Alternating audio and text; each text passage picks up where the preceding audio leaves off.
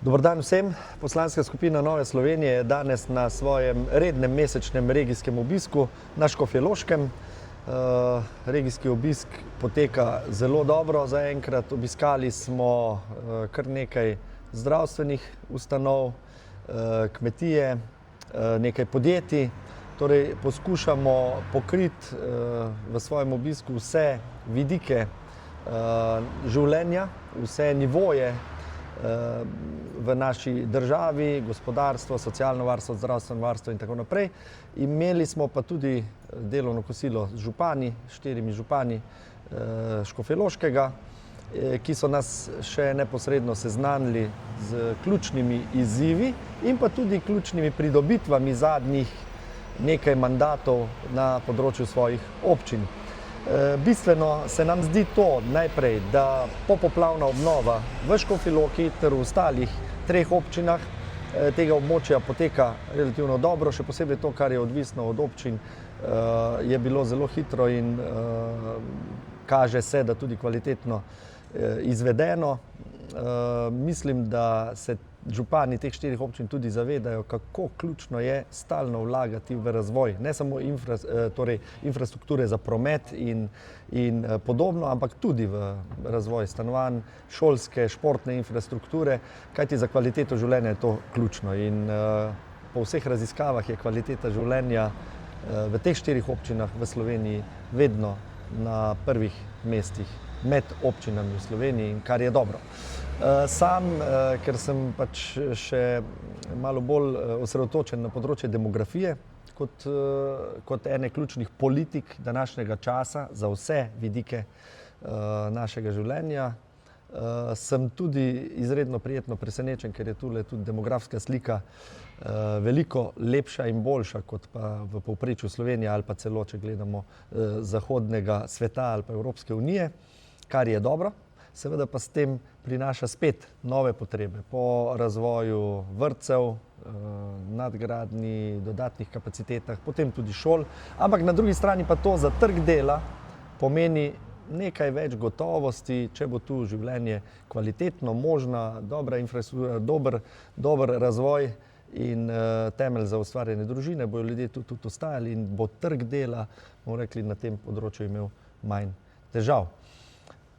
Največjo težavo, ki so jo župani in pa vsi drugi, ki smo jih do zdaj obiskali, pa lahko izpostavim, in sicer je to dolgotrajni postopki, predvsem umeščanje v prostor za nove investicije ali pa morda, ne vem, morebitne prizidke hiš ali pa zidavo hiš za mlajšo generacijo na posestvu ali pa za gospodarstvo, ko pač želi širiti svoje kapacitete, se širiti svoje dejavnosti in tako naprej. Torej, postopki umeščanja v prostor so tudi za občine zelo dolgotrajni, po desetletja in več čakajo na potrditve in soglasja vseh soglasodajalcev glede občinskih podrobnih prostorskih načrtov, da ne govorimo o umeščanju v prostor še kakih drugih večjih čez regionalnih ali pa čez občinskih projektov. In to tudi duši razvoj gospodarstva, duši razvoj občin in duši nenazadnje razvoj kmetijstva, ker tudi kmetje, ki imajo tukaj veliko idej, kako svoje pridelke in predelke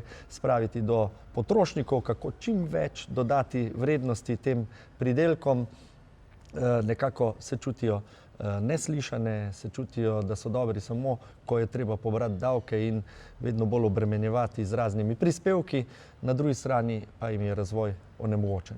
Mogoče bi na tak način povzel ta del obiska, zdaj bo pa še lokalni poslanec Janez Žakelj spregovoril.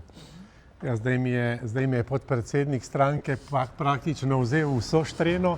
No, jaz bi tako rekel, jaz sem zelo vesel, da smo tokrat na Škofjeloškem, v obeh dolinah. Jaz seveda tle situacijo relativno dobro poznam, mislim, da je pa zelo pomembno, da se politiki in politika pride pogledati na teren, kako zadeve tečejo, tako podjetja kot sociala, zdravstvo in tudi ostali sektori.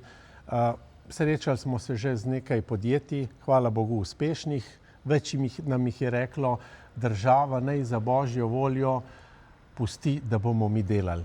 In to je bistvo države, ki mora narediti okvir s tem, da so pojamrali zaradi zakonodajnega okvirja, recimo kar se tiče dajatev, tako pri plačah, kot tudi samega, kot je že kolega Cigler Kralj povedal, problem umeščanja v prostor novih hal, novih proizvodnih prostorov. Prav tako so nam župani povedali, da je problem v zdravstvu, osnovno zdravstvo Gorenjska igra neko vlogo, ki mogoče je centralna, regionalno pa Škofja Loka in Škofja Loško potrebuje nov sodoben zdravstveni dom, postaja 20 milijonov, to so velika sredstva, ki jih je nujno pridobiti tudi iz državnega denarja. Skratka, jaz sem vesel, da smo tukaj, to je tudi praksa Nove Slovenije od začetka, ne v bistvu zdaj nekdo bo rekel pred volitvam pa vsi pridejo, mi smo že pred 3 leti in pol začeli obiskovati, vsak prvi teden v mesecu pridemo na teren in jaz sem vesel zdaj, da smo tukaj na Škofjeloškem in vidim, da zadeva sicer dobro tečejo, verjamem pa, da se z novimi močmi, z novimi idejami, ki jih Nova Slovenija zagotovimo, da narediti boljše. Poleg teh največjih težav, ki ste jih omenili, je mogoče še kaj, kar ste od domačinov slišali na uho, kakšno podrobnost, kaj je tisto, česar si še želijo od države?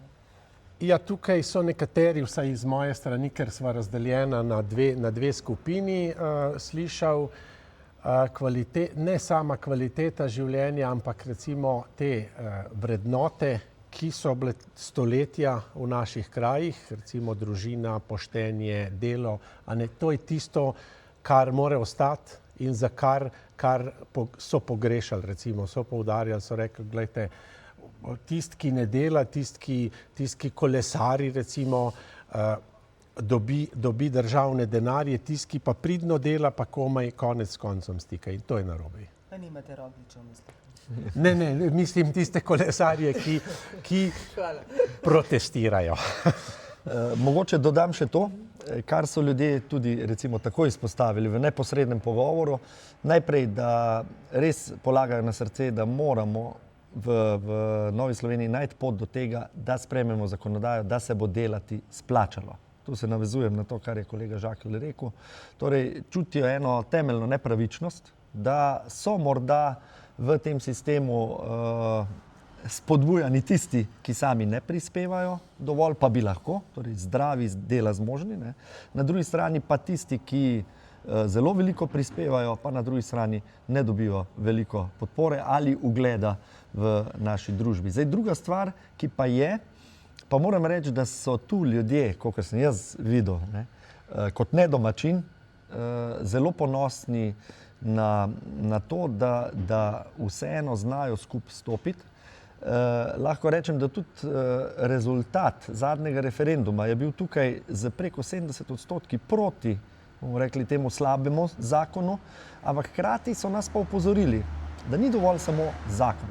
Tukaj na Gorenjskem so zelo ponosni na zelo dobro delujoč mobilni tim za paliativo in to sem sam videl kot model, na katerem bi morali sedaj, mislim, da pred volitvami to ne bo šlo, ampak po volitvah pa takoj začeti delati. Torej od spodaj navzgor, na primeru dobre prakse, predanih zdravnikov, predanih članov tega tima, nekako vzpostaviti najprej storitev na podobnem nivoju po vseh delih Slovenije in potem na tem pisati zakon. Torej, ni dovolj ali pa ne bi bilo dobro samo napisati zakon, narediti neko okostje, kjer pa ne bi bilo zagotovljenih storitev. Torej, tu sem dobil eno veliko popotnico in tudi odgovornost za Novo Slovenijo za takoj po volitvah, če bojo volivci seveda tako odločili, če bomo imeli možnost biti del vlade, kar si pa seveda želimo, za to delamo. Ja, jaz bi pa še glede podjetništva v tem času, mi smo se srečali z njimi, podjetniki si želijo stabilnega poslovnega okolja. To ni vsake pol leta spremeniti davčno politiko, spremeniti zaposlitveno politiko, ampak na dolgi rok napovedati, kaj se bo naredilo, dobiti neko soglasje in potem vztrajati, ker ljudje želijo delati, želijo biti uspešni in mi jim moramo pomagati s stabilnim okoljem, ne stalnimi spremembami. To. Hvala lepa.